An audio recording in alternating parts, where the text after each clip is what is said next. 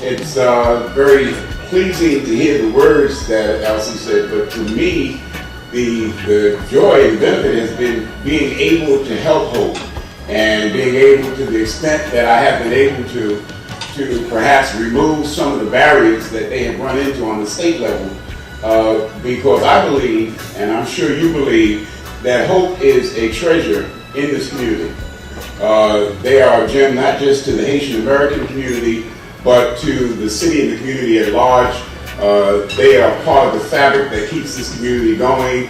By their service to their constituents, they help me to serve my constituents. I've always been happy to be there with them. I intend to continue to support them. And I know that everybody here is understanding of how important it is to keep HOPE going.